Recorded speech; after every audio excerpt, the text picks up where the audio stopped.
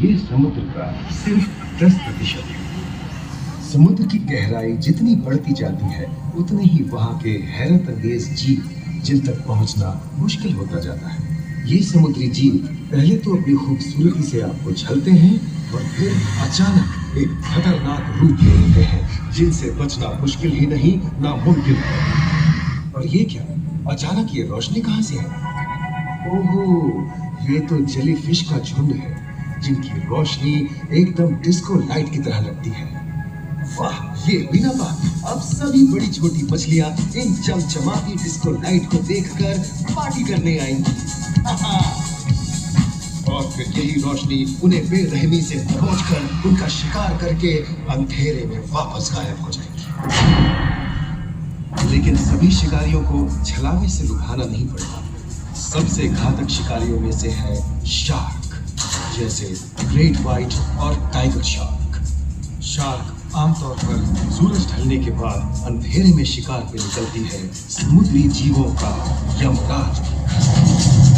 आज तक शार्क की 500 से ज्यादा प्रजातियों का पता चल चुका है। ये हर तरह के खुले महासागरों में, मूंगे की चट्टानों में, आर्कटिक की बर्फ के नीचे और समुद्र की अंधेरी गहराइयों में पाई जाती है। और ये है समुद्री घोड़ा जो तबड़क तबड़क नहीं, छप छप छप छप करता है, यानी दौड़ता नहीं तैरता है।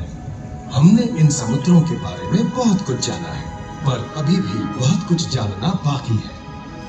ये सागर गहरे और विशाल, ठंडे और अंधेरे में डूबे होते हैं। इन गहराइयों में पनपने वाली 17,000 से अधिक प्रजातियां मानो किसी कल्पना से कम नहीं। किसी खूबसूरत एंजल की तरह दिखने वाले जीवों के साथ साथ न जाने और क्या क्या देखने को मिले।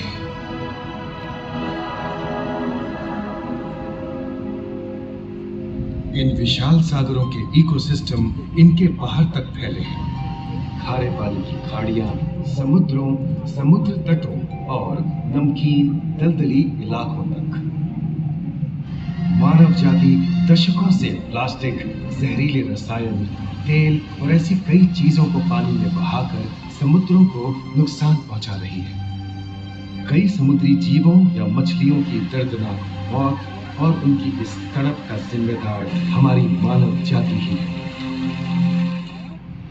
पिछले कुछ दशकों में वैज्ञानिक पैमाने पर सामने आए खतरों में से एक बड़ा जलवायु परिवर्तन है, जिससे महासागर गर्म हो रहे हैं और ग्रीन हाउस गैसों की अधिकता और ऑक्सीजन की कमी के कारण इन समुद्रों का अम्लीकरण हो रहा है।